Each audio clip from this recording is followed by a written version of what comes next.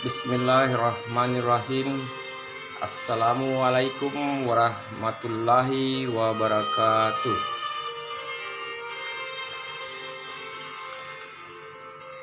Malam ini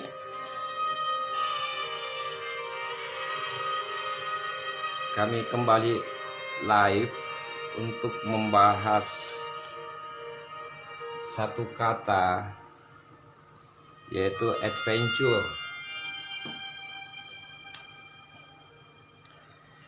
Ini sengaja dibahas karena dalam beberapa tahun ini penggunaan kata adventure terlalu sering digunakan kata adventure.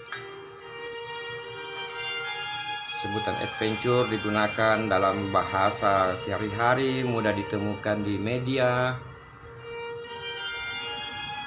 bahkan ada yang gunakan sebagai embel-embel nama organisasinya.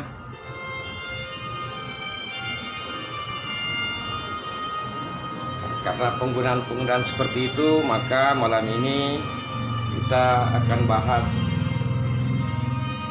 sesungguhnya adventure itu seperti apa.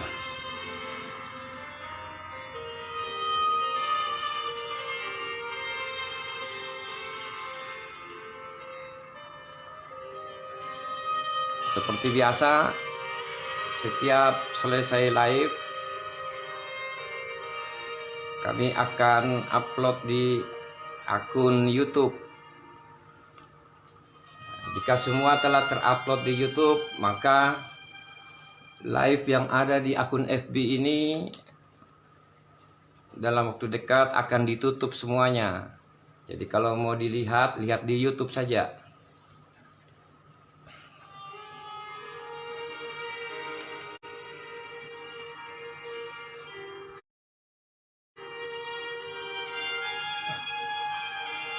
Kedua, pembahasan kata adventure ini juga sengaja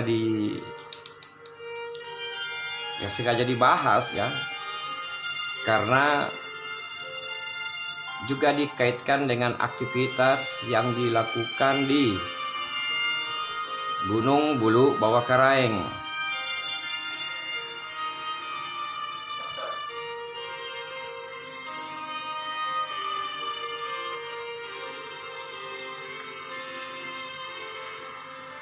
Baik, kita mulai dengan pertanyaan paling mendasar.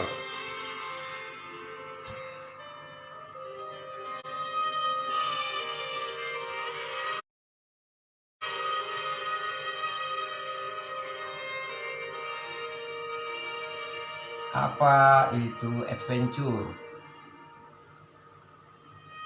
Ini terkait dengan mengapa ada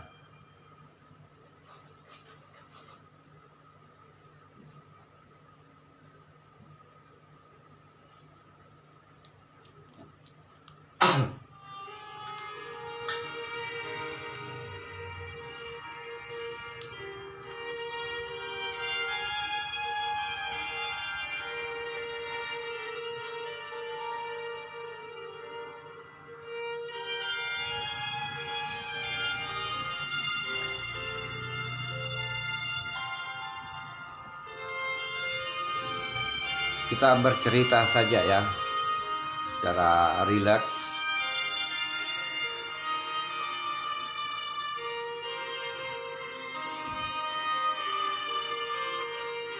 Kata adventure itu berkaitan dengan manusia, dengan kata manusia.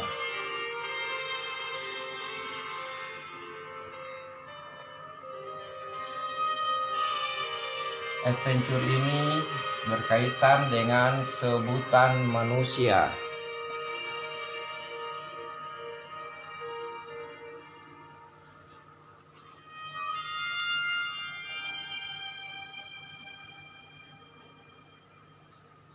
Manusia ini makhluk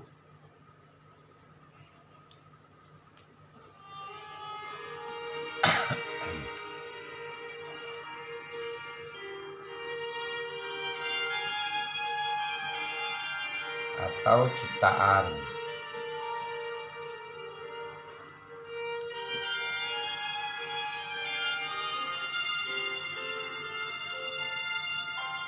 Makhluk atau ciptaan ini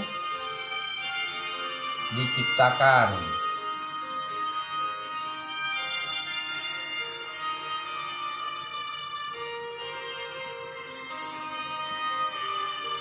yang menciptakannya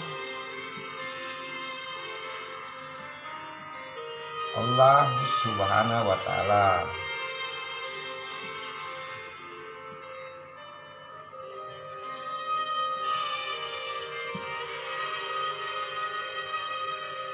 Kalau dibaca dari bawah, Allah Subhanahu wa Ta'ala sebagai Maha Pencipta, tugasnya menciptakan. Salah satu yang diciptakan Allah Subhanahu wa Ta'ala adalah manusia. Ciptaan itu artinya sesuatu yang diciptakan. Ciptaan itu artinya makhluk. Ciptaan sama dengan makhluk. Salah satu makhluk yang menjadi ciptaan Allah Subhanahu wa Ta'ala adalah manusia.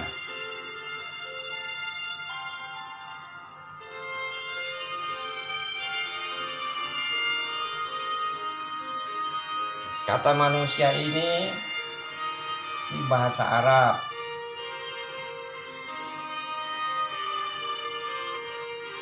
Artinya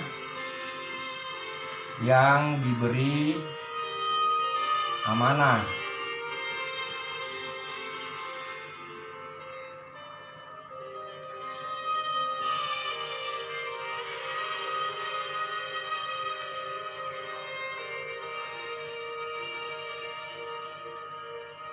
Siapa yang memberi amanah? Tentulah Sang Maha Pencipta.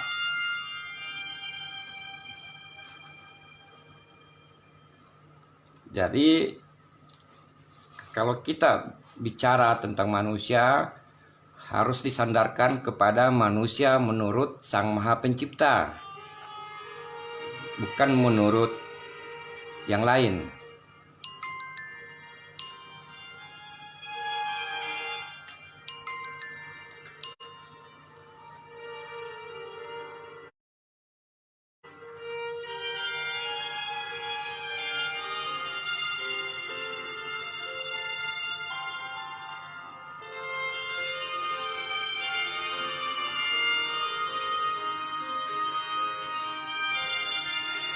Sebutan manusia itu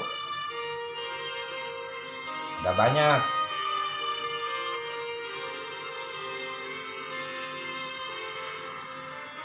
Ada yang disebut khalifah, ada yang insan, dan ada yang basyar. Ini berbeda-beda semuanya ya.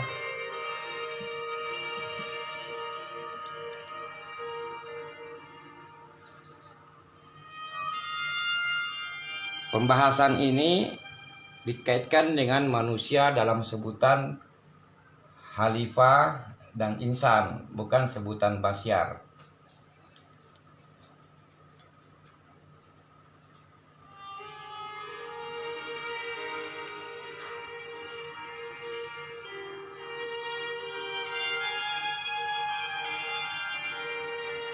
Jadi kalau kita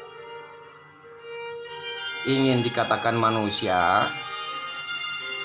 maka pertanyaannya, amanah apa yang kita bawa di bumi ini?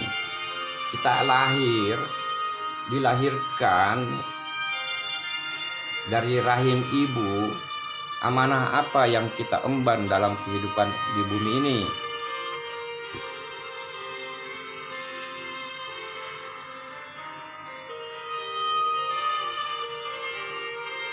Itu pertanyaan mendasar untuk setiap orang jika ingin mengatakan dirinya manusia. Tanya kepada diri masing-masing, amanah apa yang diemban dari Tuhannya.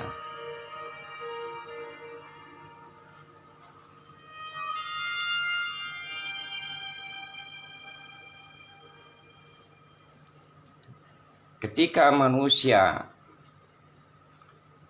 diciptakan,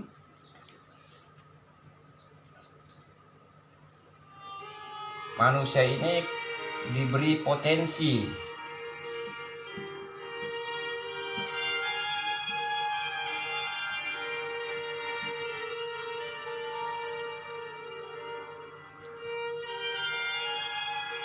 Jadi sudah ada potensi di dalam dirinya itu. Diberi instrumen.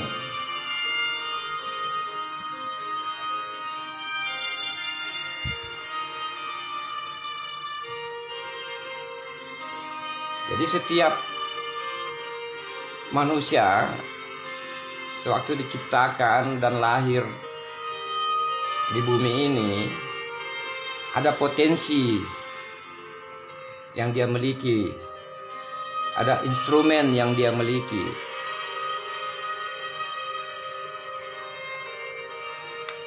Yang berbeda di setiap orang itu, apakah potensinya, instrumennya itu maksimal? Apakah dikenali potensi dan instrumennya itu? Itu yang membuat berbeda setiap orang.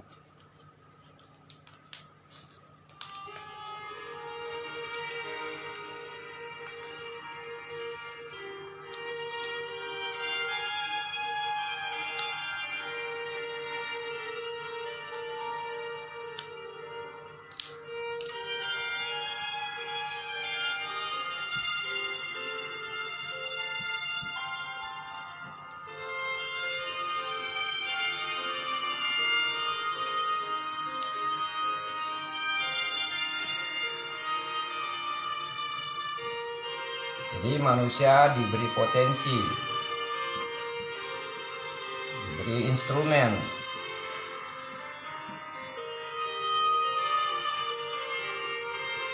diberi teknologi buatan Maha Pencipta.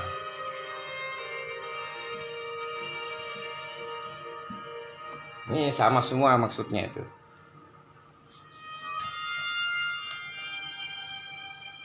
Yang membuat orang-orang berbeda adalah pengenalan terhadap potensi yang telah diberikan, pengenalan terhadap instrumen diri yang telah diberikan, pengenalan terhadap teknologi buatan Maha Pencipta yang telah diberikan. Itu yang membuat berbeda-beda setiap orang.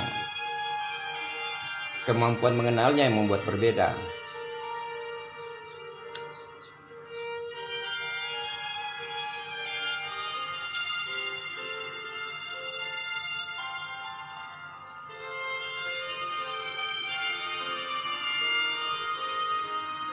Apa saja itu yang dimaksud potensi instrumen teknologi itu?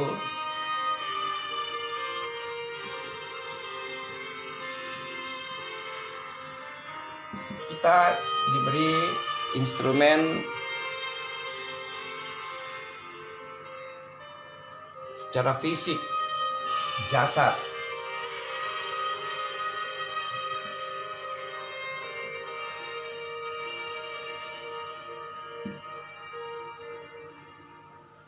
Kita diberi instrumen pikiran.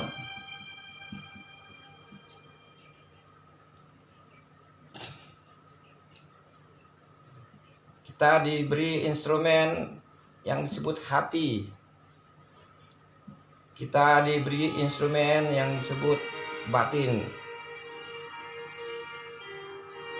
Ada 4 kelompok instrumen diberikan. Ini cuma istilah saja.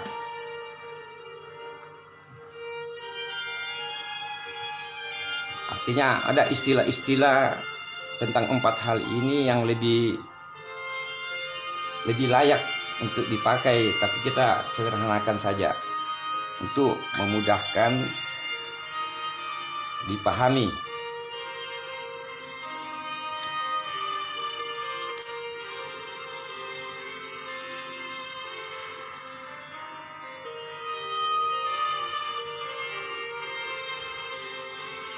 atau bahasa lainnya kita diberi akal.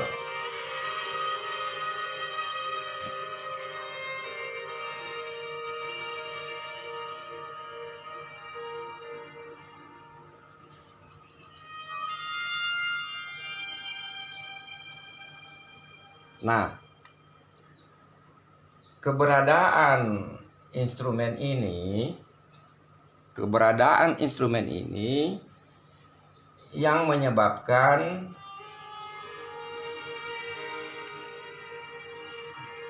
manusia itu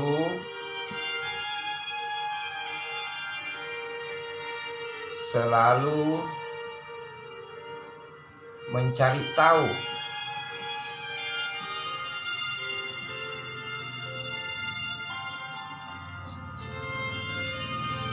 Jadi ada pertanyaan klasik, kenapa sifat-sifat dasar manusia itu suka ingin tahu, selalu ingin mencari tahu sesuatu, selalu ingin mengenali sesuatu? Jawabannya karena ada instrumen yang telah disimpan di dalam dirinya oleh Sang Maha Pencipta. Itu yang menjelaskan kenapa sifat dasar manusia selalu ingin mencari tahu.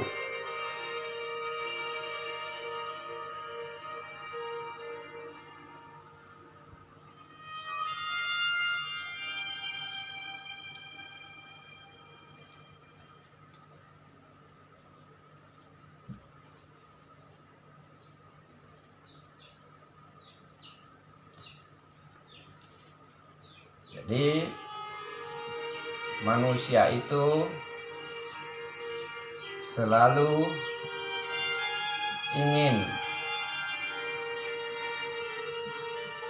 mencari tahu.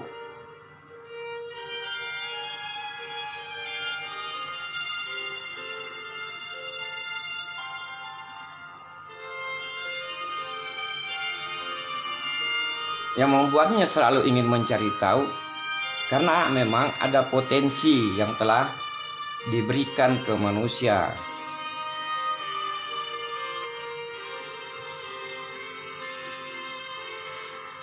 Nah, ini yang membedakan setiap orang. Kekuatan ingin mencari tahu itu perbedaannya adalah kemampuan setiap orang mengaktifkan instrumennya.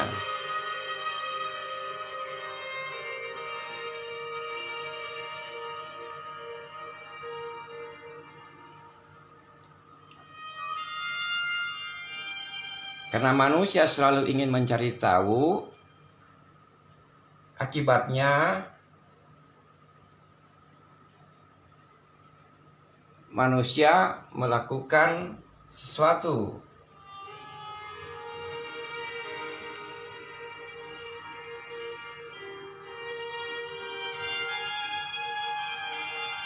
Sesuatu yang dilakukan manusia itu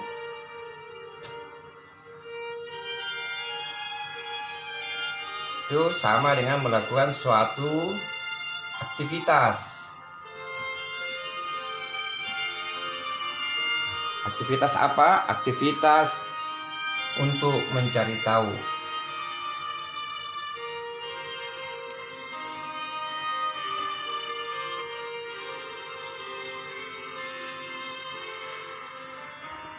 Aktivitas ingin mencari tahu itu ya kerap ada yang mengatakan aktivitas belajar.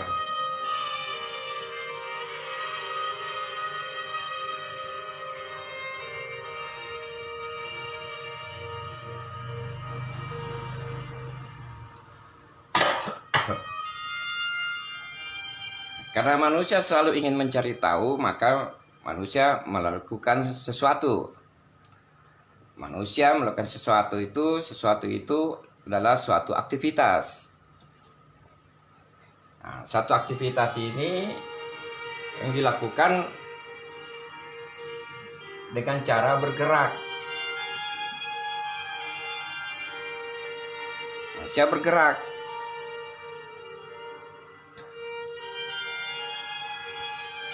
Berpindah.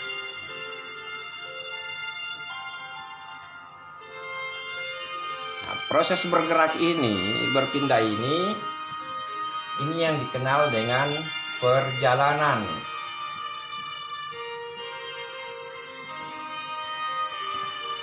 Diistilahkan dengan kata perjalanan. Manusia melakukan suatu perjalanan.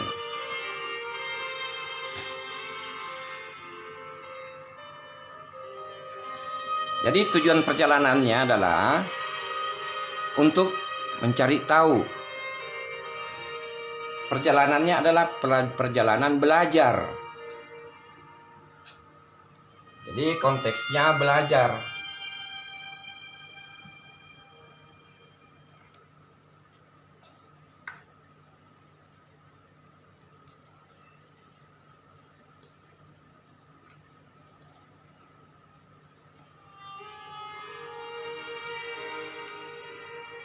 Aktivitas berpindah, bergerak, atau aktivitas perjalanan itu bisa dalam bentuk fisik atau jasad. Perjalanan fisik bisa perjalanan pikiran, bisa perjalanan hati, dan bisa perjalanan batin.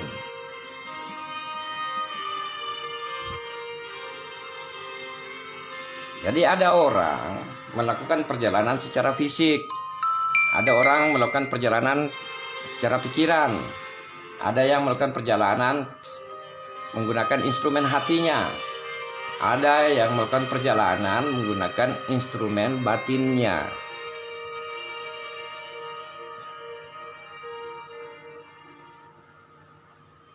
Konteksnya adalah belajar. Perjalanan itu dilakukan untuk mencari tahu.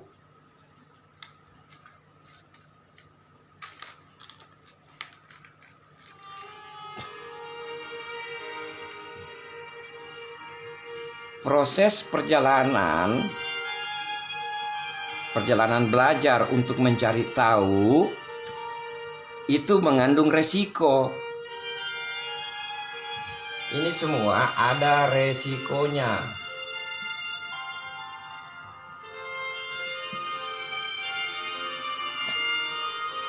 Resikonya bisa mengalami cedera secara fisik, bisa mengalami cedera pikiran, bisa mengalami cedera hati, bisa mengalami cedera secara batin.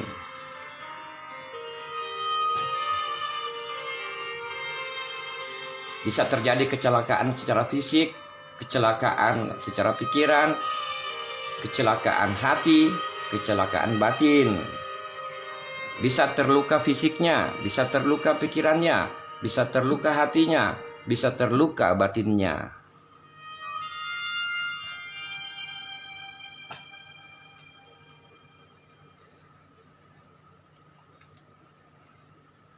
Jadi kalau saya rangkum, manusia, sifat dasar manusia selalu ingin tahu. Yang membuat manusia selalu ingin tahu karena ada potensi yang telah diberikan Tuhannya kepada dirinya. Ada instrumen yang telah diberikan. Ada teknologi dari Tuhan yang telah diberikan. Itu yang membuat manusia punya sifat dasar selalu ingin tahu. Itu yang menjelaskan manusia punya sifat dasar untuk belajar. Ketika manusia berproses ingin mencari tahu, maka manusia melakukan perjalanan. Perjalanan itu bisa secara fisik, secara pikiran, secara hati, dan secara batin. Tetapi yang harus diingat, proses mencari tahu dengan melakukan perjalanan itu punya resiko. Resikonya bisa risiko secara fisik, pikiran, hati, dan batin. Bisa terluka fisiknya, bisa terluka pikirannya, bisa terluka hatinya, bisa terluka batinnya. Aktivitas melakukan perjalanan untuk mencari tahu itu tentu mengandung resiko.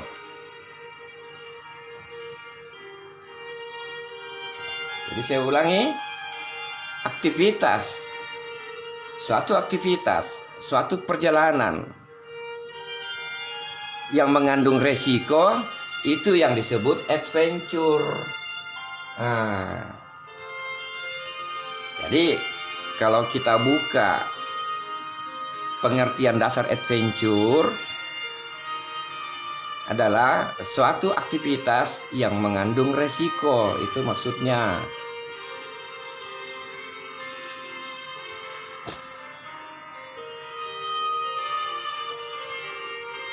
Jadi terjawab ya, apa itu adventure dan mengapa ada.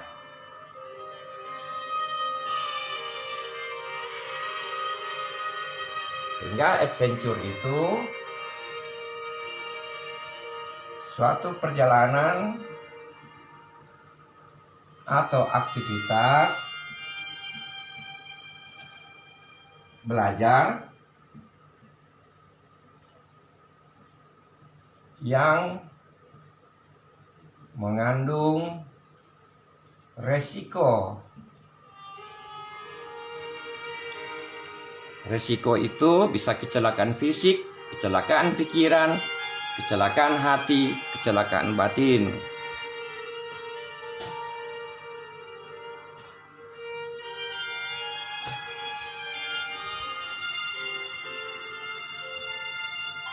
Ini supaya bisa dimengerti mengapa, apa maksudnya.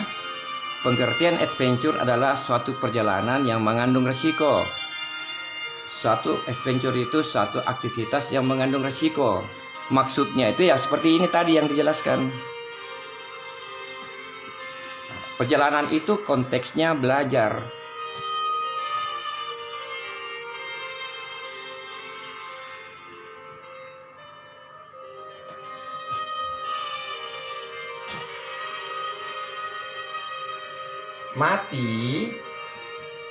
Mati itu bukan resiko.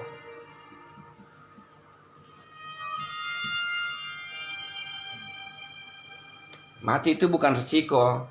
Mati itu kewajiban.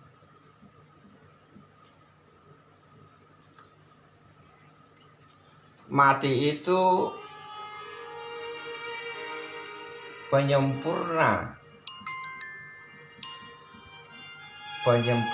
rejeki.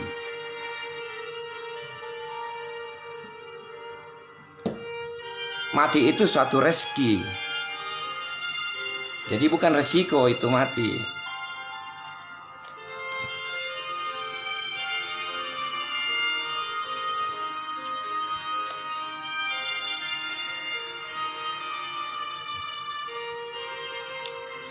Yang namanya resiko itu bisa dihindari,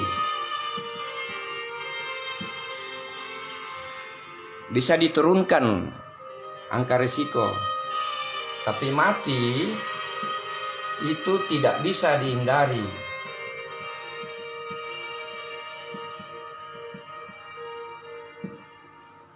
Jadi jangan ada ungkapan mati itu resiko. Bukan, mati itu rezeki, bukan resiko.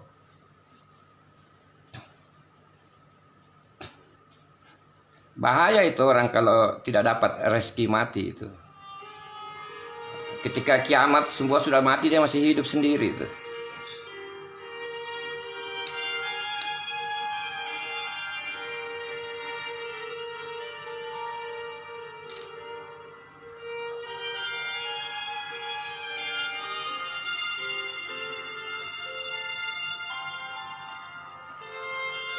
Ya, jelas ya. Jadi adventure suatu perjalanan aktivitas konteksnya belajar yang mengandung resiko.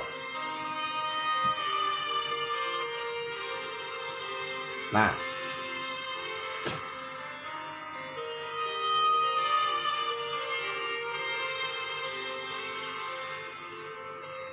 kita punya instrumen tadi, ada instrumen fisik. atau jasad, ada instrumen pikiran, ada instrumen hati, ada instrumen batin.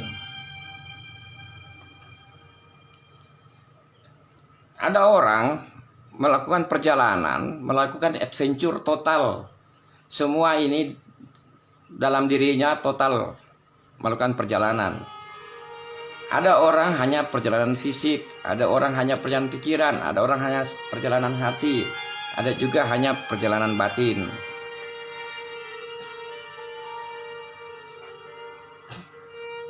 Ini melakukan perjalanan.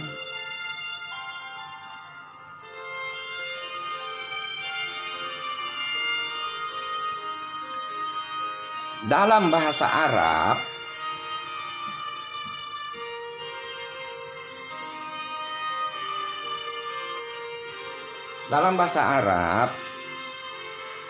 perjalanan secara fisik itu namanya masya. Kemudian masuk ke bahasa Indonesia jadi tamasya.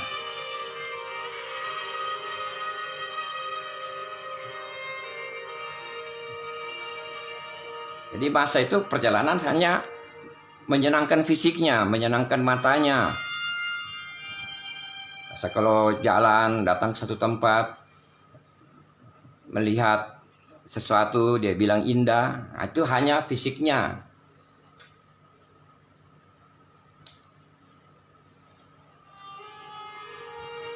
Perjalanan dalam bentuk pikiran, jadi pikirannya ikut juga beradventure, itu disebut safar.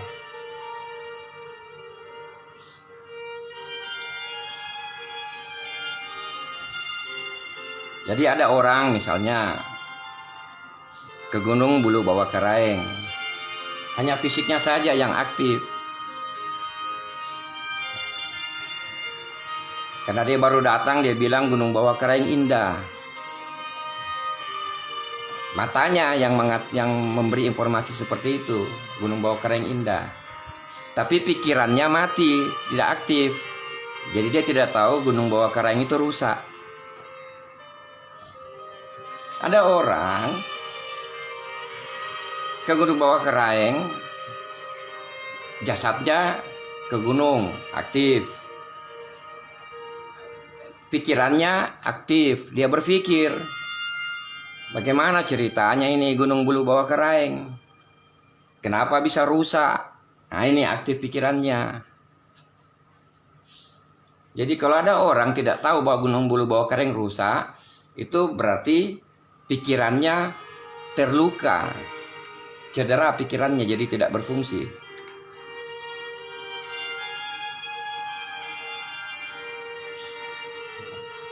Perjalanan hati dalam bahasa Arab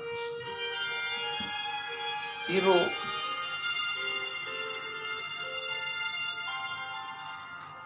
Ini perjalanan nilai. Hatinya berkata, kenapa ini Gunung Bulu Bawah Karaeng seperti ini?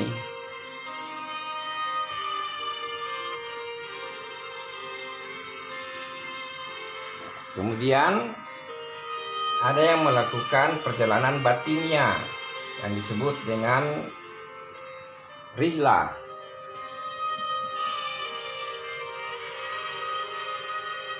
Semua ini adalah perjalanan.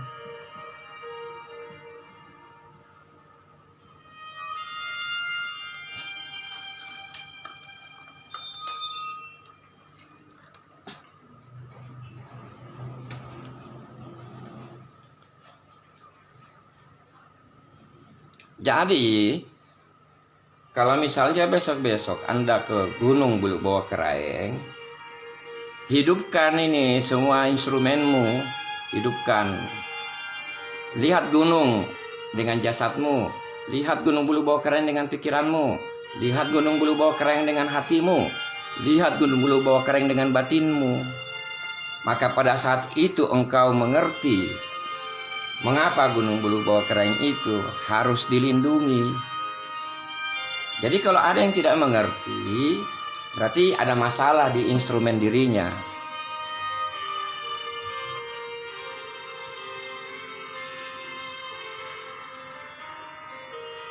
Nah, ini yang disebut perjalanan.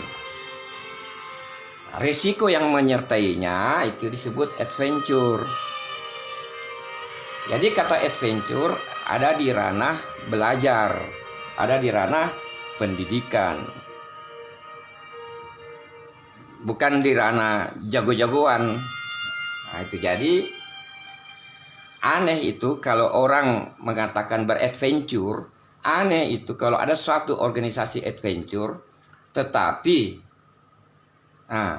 tidak berfungsi jasad, pikiran, hati, dan batinnya. Singkatnya, aneh orang menggunakan kata adventure tetapi gagal menjadi manusia.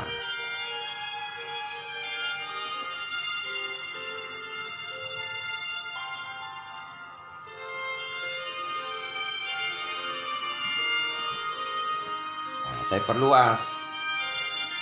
Kata perjalanan ini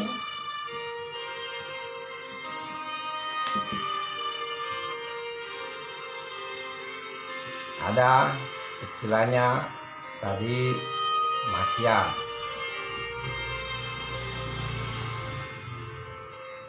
ada safar,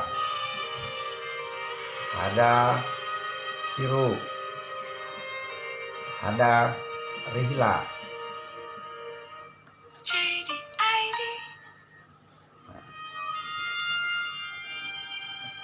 Kalau Anda baca kitab-kitab Imam Al-Ghazali, banyak menggunakan kata rihlah. Artinya Imam Al-Ghazali banyak melakukan perjalanan batin. Hasil perjalanan batin itu ditulisnya. Datang orang zaman sekarang membaca tulisan batin dengan pikirannya, jelas tidak akan nyambung.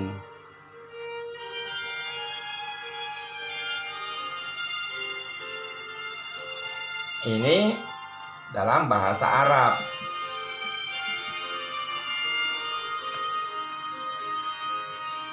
Jadi kata tamasya bahasa Indonesia itu akarnya dari bahasa Arab.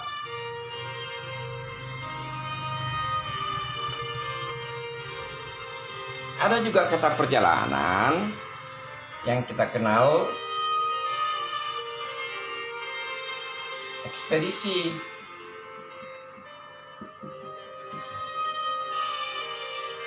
Ada tour,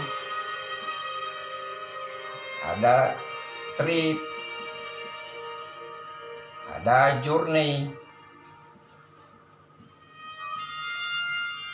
ada travel. Ini artinya perjalanan semua ini.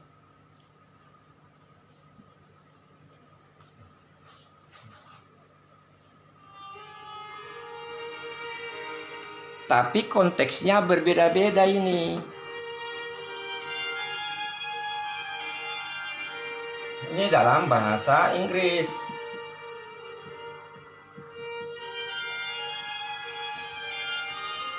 Berbeda konteksnya semua. Kemudian ada juga wisata. Wisata itu perjalanan juga. Terlihat ini, terlihat. Gimana batasnya? Sini. Nanti dibawa sekali. Nah, wisata.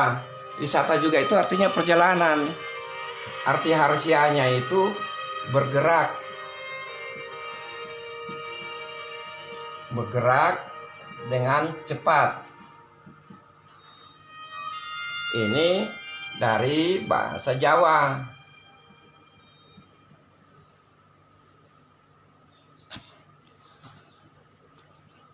Bukan bahasa Kawi juga. Bahasa Jawa bergerak dengan cepat. Konteksnya juga adalah konteks belajar. Konteksnya ini ada di pendidikan.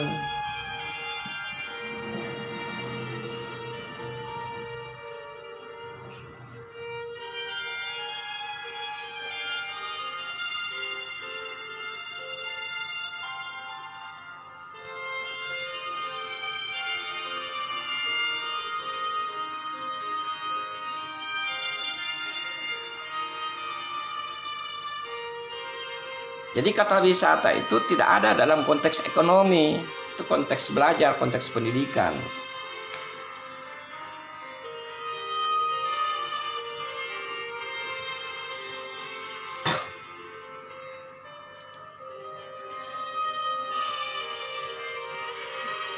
Nah, yang membuat rusak penggunaan kata wisata aplikasinya di negeri ini karena konteksnya bisnis, konteksnya uang, konteksnya ekonomi.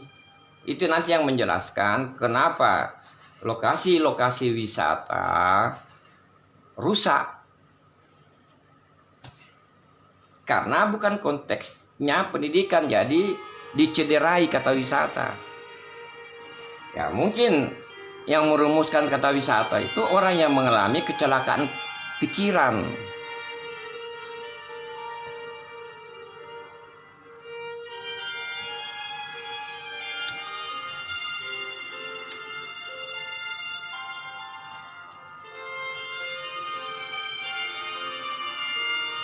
Jadi harus dipahami, semua artinya perjalanan tapi konteksnya berbeda-beda. Yang pasti perjalanan ini sifatnya belajar pendidikan.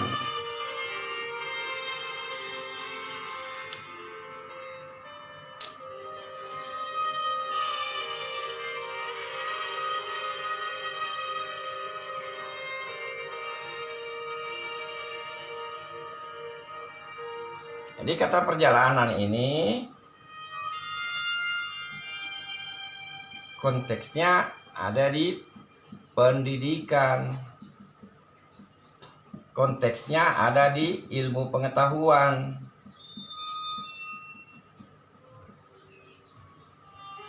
Tujuan konteksnya adalah mengenal, menyadari, mengenal, sadar terhadap apa? Terhadap diri manusianya.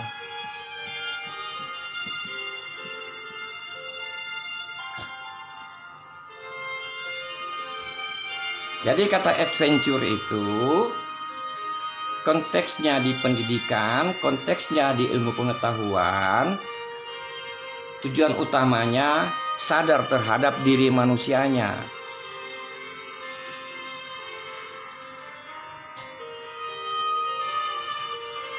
Bukan sekedar jalan begitu saja.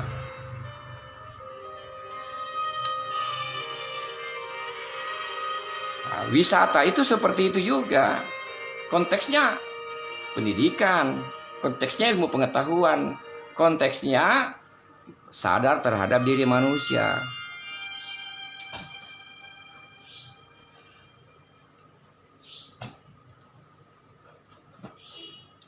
Jadi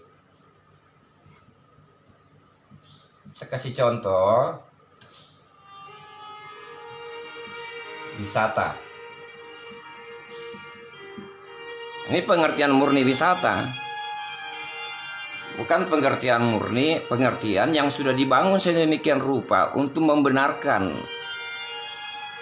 bisnis, bukan begitu. Jadi ini konteksnya ini sadar diri.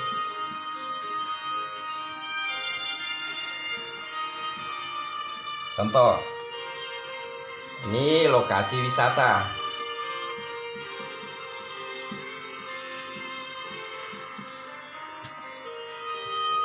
Ada orang menuju ke sini, masuk lokasi wisata. Begitu dia keluar, maka dia menjadi sadar dengan diri manusianya.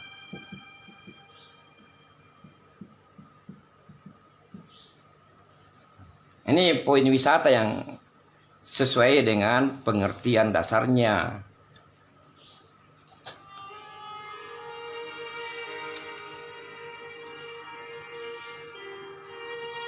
Jadi tidak bisa dibilang orang itu berwisata jika pulang wisata tidak sadar terhadap diri manusianya.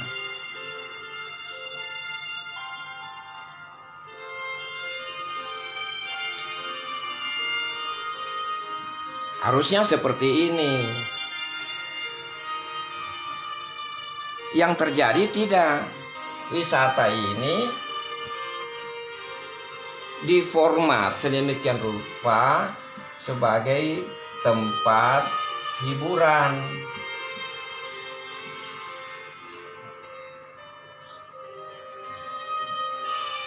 Jadi ada tempat hiburan. Ada orang datang sini, masuk.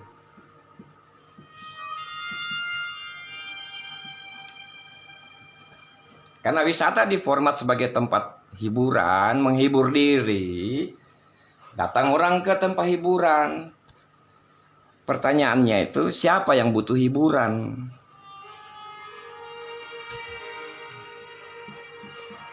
Yang butuh hiburan itu siapa? Yang membutuhkan hiburan itu orang stres.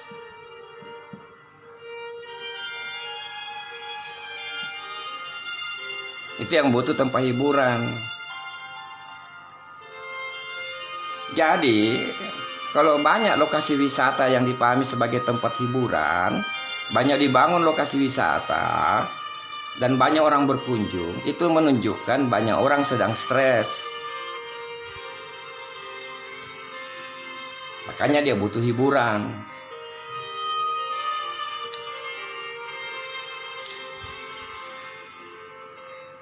Jadi bergeser, pengertian luhur wisata bergeser. Nah, kita kembali.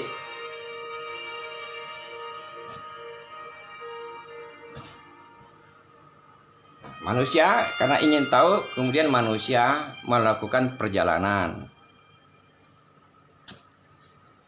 Dalam sejarah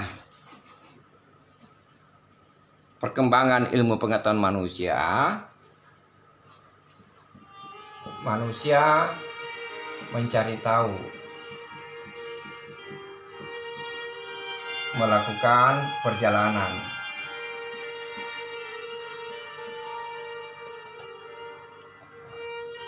Dari sini muncullah istilah expedition.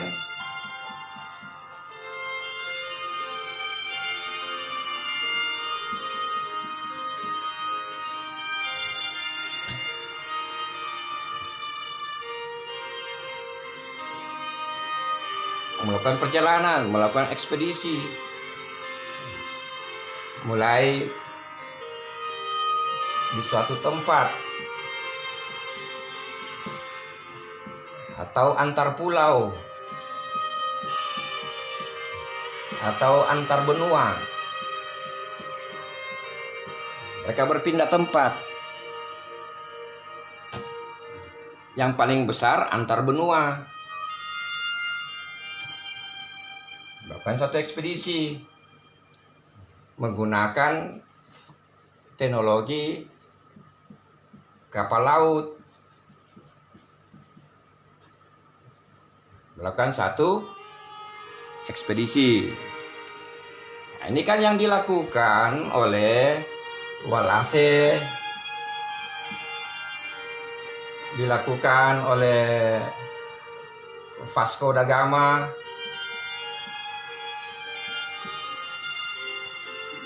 dilakukan oleh Columbus, dilakukan oleh Muhammad Ibnu Battuta,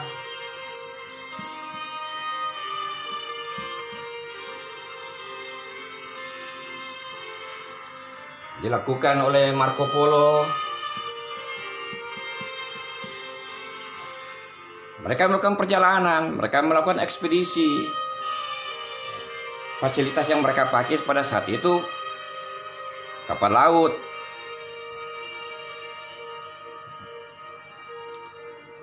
Relik masuk ke Pulau Seram, Columbus masuk ke Indonesia, Wallace masuk ke Indonesia, Columbus ke Amerika Selatan, juga dilakukan oleh Cheng Ho.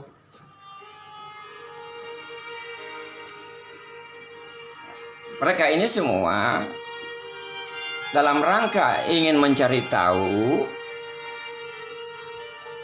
Mereka melakukan perjalanan. Perjalanan itu mereka namakan expedition. Dari sini tumbuhlah ilmu pengetahuan.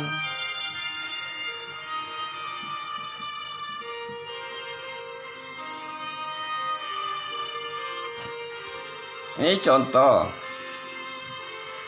bahwa satu perjalanan yang dimaksud adventure itu bagian dari aktivitas ilmu pengetahuan.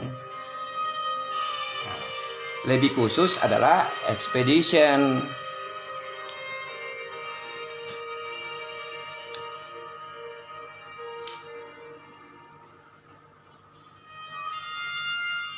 Jadi kata adventure ada dalam ranah ilmu pengetahuan. Kata ekspedisi ada dalam ranah ilmu pengetahuan juga. Ini juga sekaligus menjelaskan kata ekspedisi yang banyak disalahgunakan selama ini.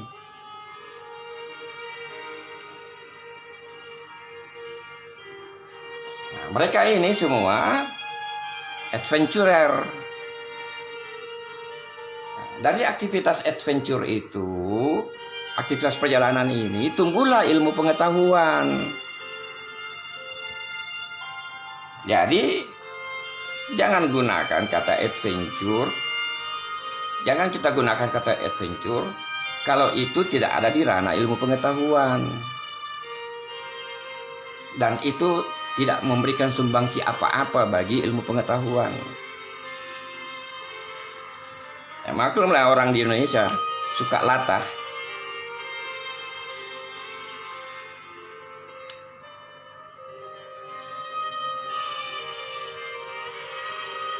Akhirnya kata adventure itu juga terluka. Kata adventure terluka. Kata ekspedisi terluka. Karena yang gunakan orang-orang yang terluka. Nah gitu. Terluka ini maksudnya tidak normal gitu.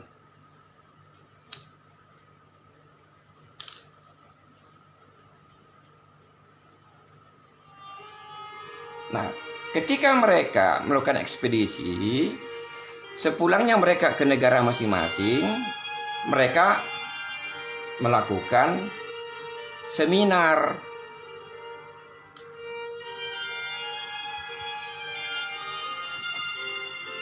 Jadi urutannya dari kata adventure, ini melakukan expedition. Dari expedition ada seminar. Dari seminar ini akan berujung ke riset. Begitu seterusnya. Hasil-hasil yang mereka temukan itu, ini yang orang-orang sekarang pakai. Cuma tahu pakai, tapi tidak tahu bagaimana ceritanya.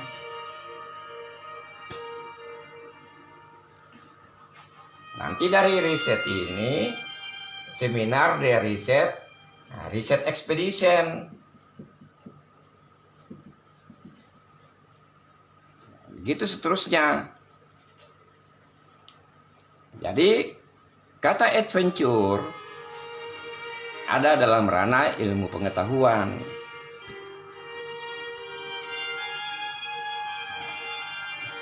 Akhir dari ilmu pengetahuan itu supaya kita sadar terhadap diri manusia kita.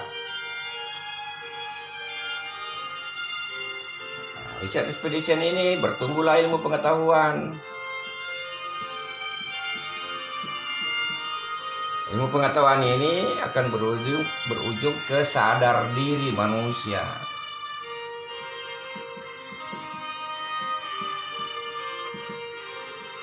Nah,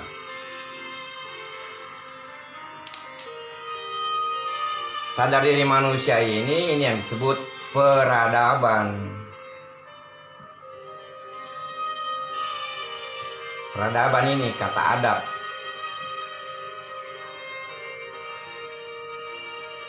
Jadi kalau cuma berhenti di ilmu pengetahuan, tidak sampai kepada sadar diri manusia, belum disebut peradaban.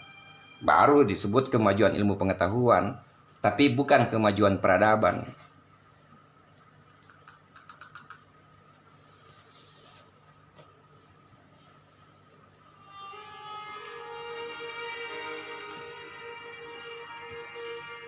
Nah, saat sekarang orang-orang sekarang mau-maunya saja pakai itu. Maka banyaklah aktivitas-aktivitas yang jauh dari ilmu pengetahuan. Makanya aktivitas-aktivitas kegiatan di Gunung Bulu Bawah Keraeng yang dilihat banyak yang bertentangan dengan ilmu pengetahuan. Justru kebalikannya, justru merusak ilmu pengetahuan.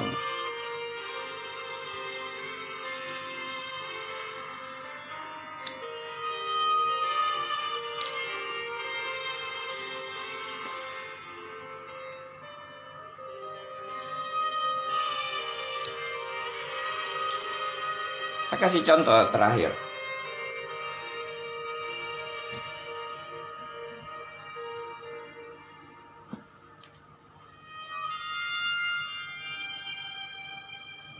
James Brooke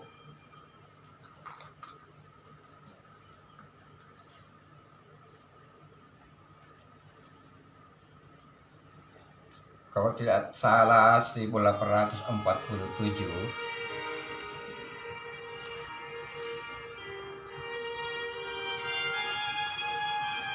itu berkunjung ke area Lompo Batang.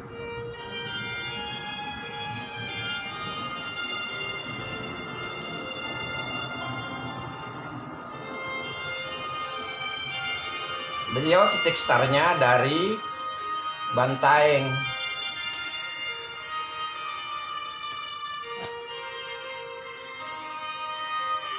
Ke puncak.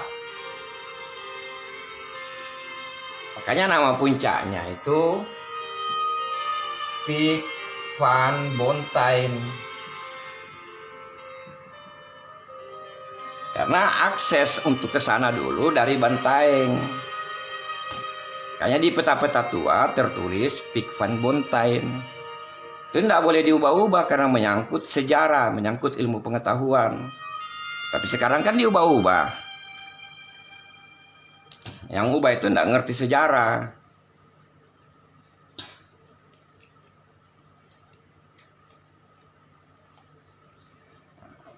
Dan banyak peneliti ahli zoologi juga yang terlibat di situ.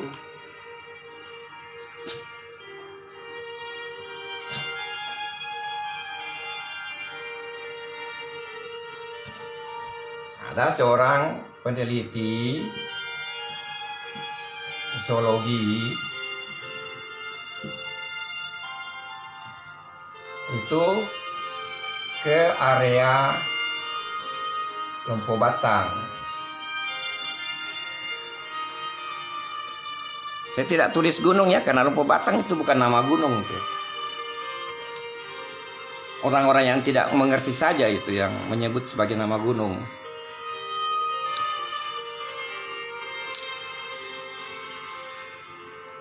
Ini peneliti ahli di bidang zoologi. Jadi artinya peneliti ini punya ilmu zoologi. Dia mau penelitian di area Lompo Batang. dia butuh keterampilan untuk mendukung kemampuan dia berada di ekosistem Lompo Batang. Makanya peneliti tersebut punya keterampilan.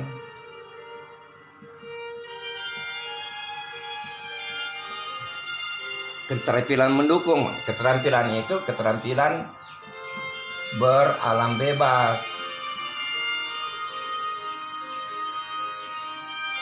Keterampilan hidup di alam bebas. Jadi peneliti punya dua ilmu. Ini hanya sifatnya penunjang. Dia butuh penunjang ke sini.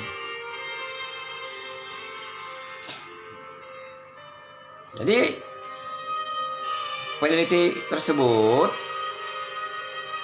agar penelitiannya, aktivitas penelitiannya itu berlangsung dengan lancar, peneliti tersebut membekali diri dengan keterampilan beralam bebas.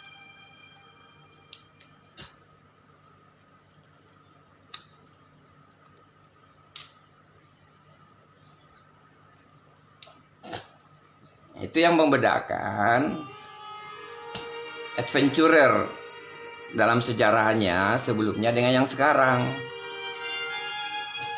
Yang sekarang ini orang hanya miliki ini, punya keterampilan alam bebas. Dengan keterampilan itu mereka ke gunung. Tapi sampai di gunung mau ngapain? Tidak bikin apa-apa.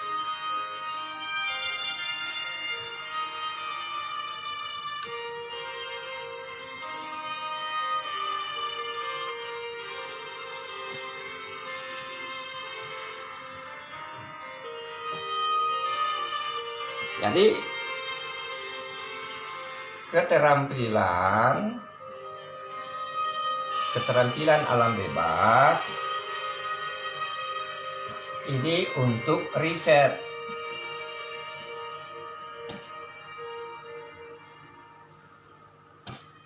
Nah, sekarang beda. Keterampilan alam bebas untuk tidak jelas.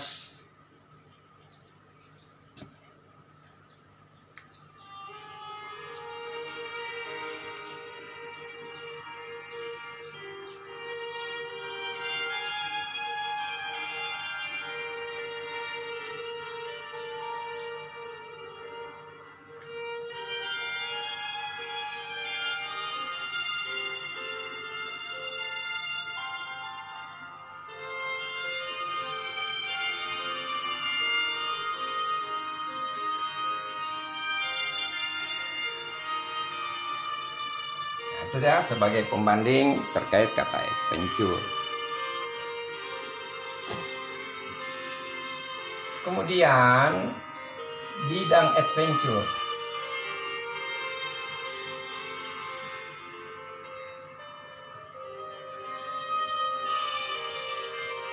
Bidang adventure tertua, yang paling tua itu mountaineering.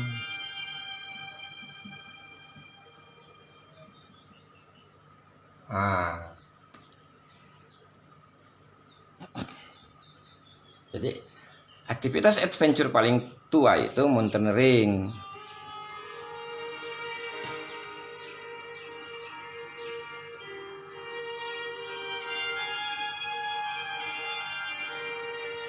Tetapi yang harus dipahami, ini juga akan berujung kepada sadar diri manusia.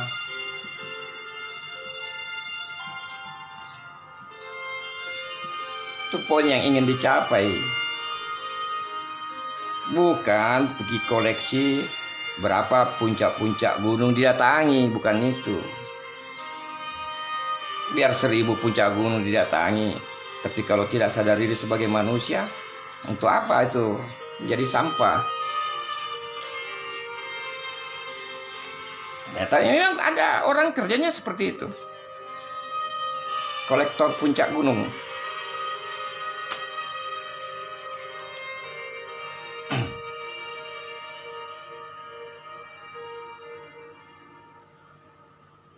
Kita tidak bahas mountaineering malam ini ya, karena ini panjang bahasannya, nanti tersendiri lagi itu.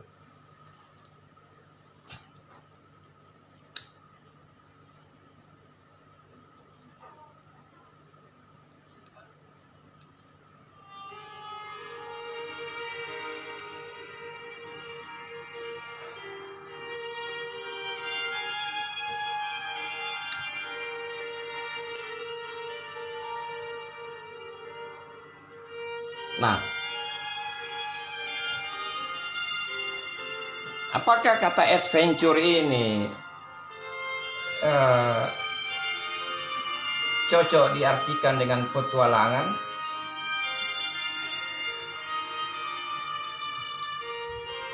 Atau saya tulis begini ya. Apakah adventure sama dengan petualangan?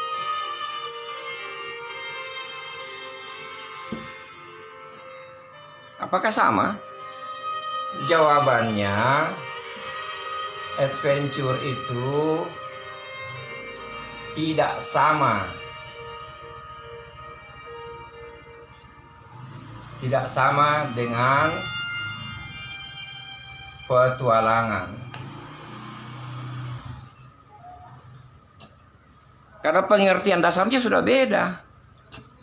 Adventure jelas suatu aktivitas yang mengandung risiko, suatu perjalanan yang mengandung risiko. Petualangan itu macam-macam, bisa berkeliaran.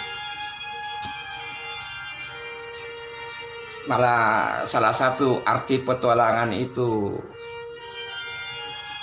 sesuai kamus tukang bohong. Kita di Indonesia terlalu suka menerjemahkan, padahal tidak pas. Jadi ada sebutan-sebutan yang tidak boleh diterjemahkan.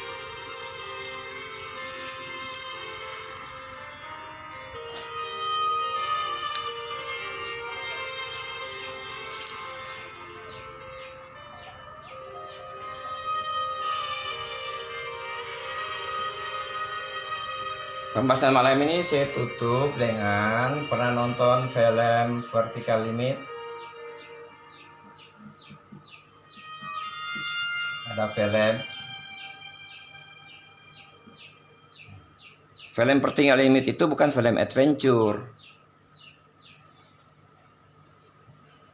Cuma settingan ceritanya adalah settingan adventure, tapi bukan film adventure. Di dalam film Vertical Limit itu ada satu pernyataan yang perlu kita renungi. Pernyataan itu adalah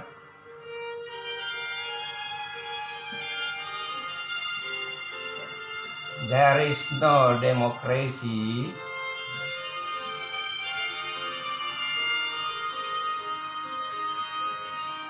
in adventure.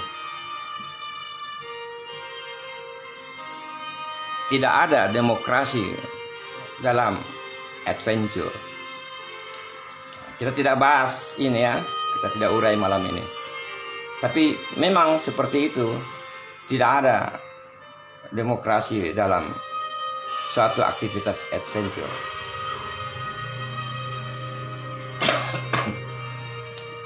Jadi kira cukup jelas ya, mudah-mudahan cukup jelas penjelasan ini. Pendek-pendek saja.